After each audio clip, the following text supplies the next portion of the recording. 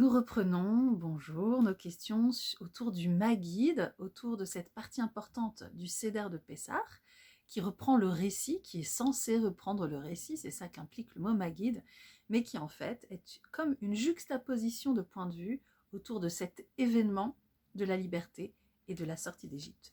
Nous avons vu le passage Ha Lachma Anya qui ouvre le Maguide. Nous nous penchons maintenant sur le trésor des enfants, Ma Nishtana, qu'est-ce qui est différent? Et ce sont les enfants qui traditionnellement posent cette question.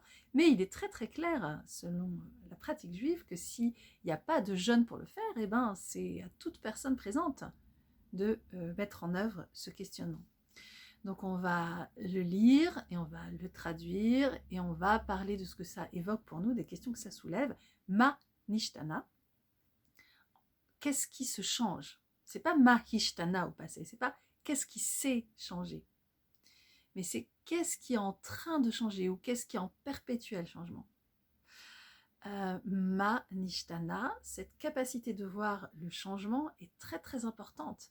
Et en fait, elle s'appuie, c'est ce qu'on va voir, sur l'observation de détails. Donc il y a des choses, c'est comme chercher les 7 erreurs. Donc, vous voyez ce petit jeu où il y a des choses différentes. Essayez de voir en quoi les choses sont différentes. Parce que quand on observe une situation, elle peut assez facilement quand même nous renvoyer à des situations du passé. Et donc on l'analyse en fonction de ce qu'on sait dans le passé. Et on reproduit nos comportements du passé.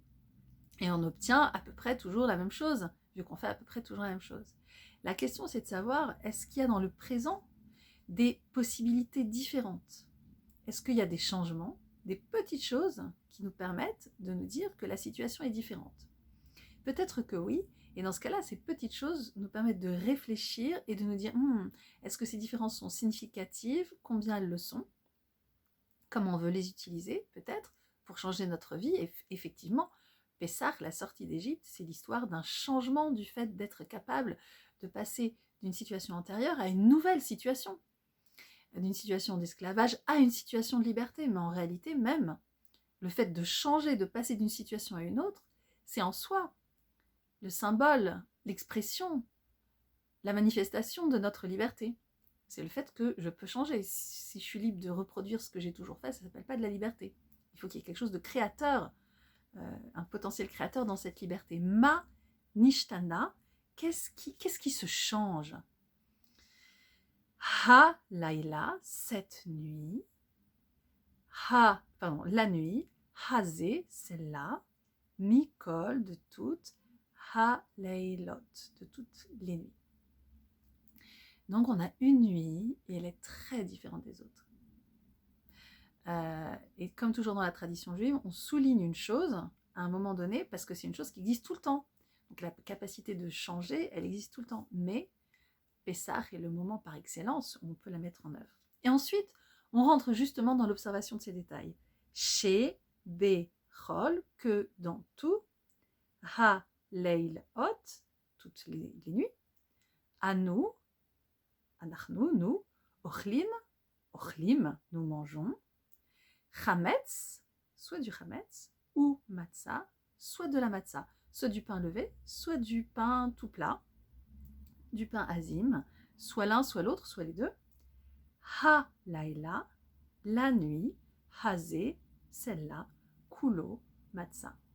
Cette nuit, nous mangeons uniquement de la matzah. Mais je lis ici derrière, Halayla Hazé, Kulo Matzah, c'est comme si on nous disait, cette nuit elle-même, elle est entièrement de la matzah. Ou elle est entièrement autour de la question de la matzah. Et donc, ça peut nous inviter à des réflexions. Est-ce qu'on pourrait identifier le seder de Pessah avec de la matzah? Donc, du pain levé ou du pain non levé. Chez Bechol Halaylot, que dans toutes les nuits, Anu Ochlin, nous mangeons. Chez Arirakot, d'autres types de légumes. Halayla Hazé, cette nuit, Maror, du Maror. Quelque chose d'amer, qu'on appelle le Maror et qu'on a préparé spécialement sur le plateau du Seder. On continue donc notre observation. On ne mange pas la même chose. On mangeait soit de la matzah, soit du pain levé. Et là, on mange uniquement de la matzah. On mangeait toutes sortes d'herbes. Là, on mange des herbes amères. Et on continue la troisième question. Chez Bechol Aleilot, car dans toutes les autres nuits, dans toutes les nuits. Ein, non. Anu, anachnu, nous. Matbilin, trempons. Afilou pam, afilou, même pas. Paam, une fois. Echad, une. On ne trempe même pas une seule fois sa nourriture. Halayla hazé, shete peamim. Cette nuit, 2 fois. Shete peamim. Donc, ici, on a différentes pratiques. De la façon, on a parlé du contenu de ce qu'on mangeait. Là, c'est la façon dont on le mange. D'habitude, on mange avec son couteau, sa fourchette, etc. Là, on mange avec les doigts. D'habitude, on mange des éléments solides ou liquides. Là, on prend du solide et on le trempe dans du liquide et on le mange.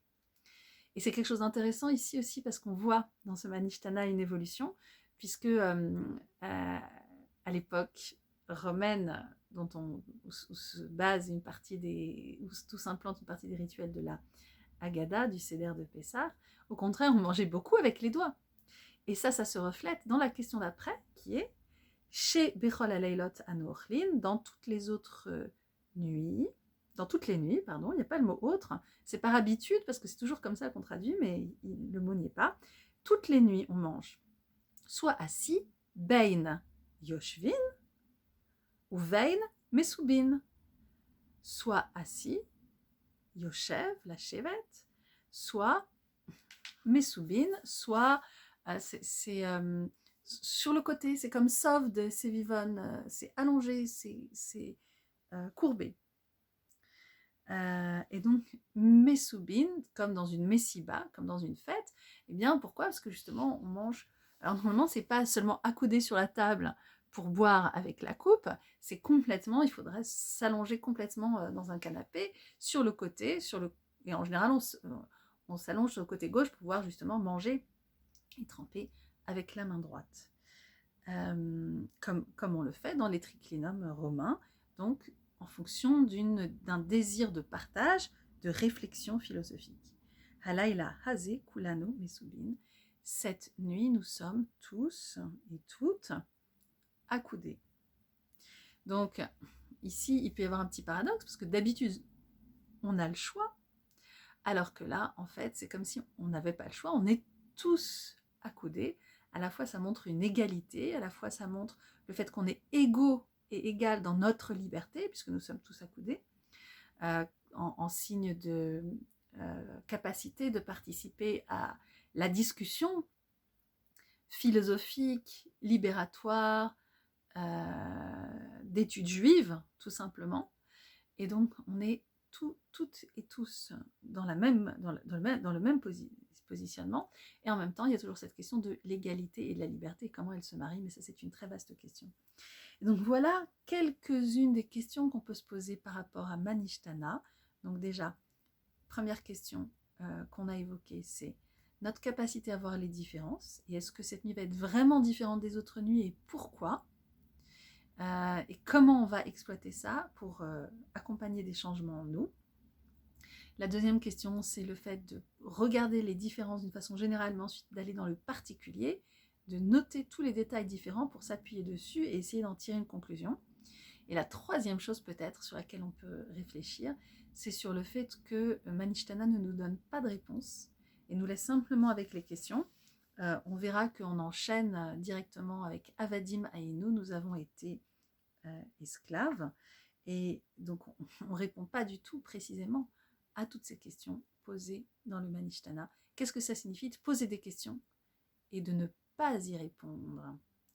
Voilà quelques petits éléments de réflexion qu'on peut garder avec soi autour de ce Manishtana. Excellent préparatif pour nos Seder de Pessah, pour nos Sedarim, à toutes, à tous. Voilà. À très très bientôt pour la prochaine vidéo.